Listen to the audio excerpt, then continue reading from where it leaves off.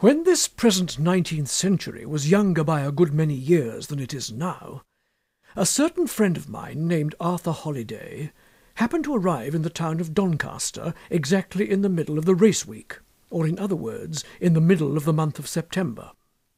He was one of those reckless, rattle-pated, open-hearted and open-mouthed young gentlemen who possess the gift of familiarity in its highest perfection, and who scramble carelessly along the journey of life, making friends, as the phrase is, wherever they go.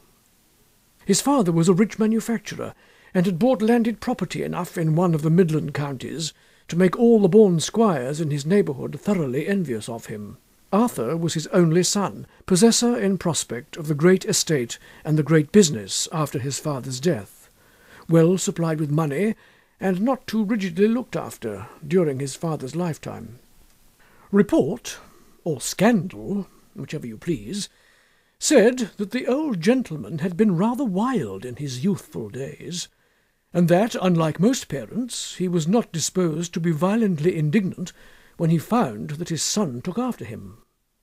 This may be true or not. I myself only knew the elder Mr. Holliday when he was getting on in years, and then he was as quiet and respectable a gentleman as ever I met with. Well, one September, as I told you, young Arthur comes to Doncaster, having decided all of a sudden in his harebrained way that he would go to the races. He did not reach the town till towards the close of the evening, and he went at once to see about his dinner and bed at the principal hotel.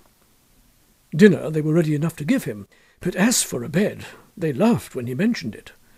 In the race week at Doncaster, it is no uncommon thing for visitors who have not bespoken apartments to pass the night in their carriages at the inn-doors.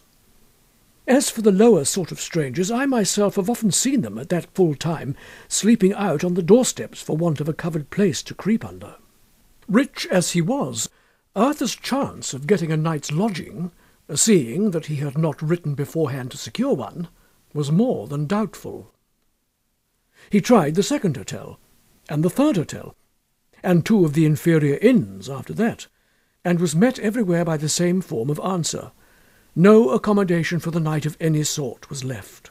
All the bright golden sovereigns in his pocket would not buy him a bed at Doncaster in the race week.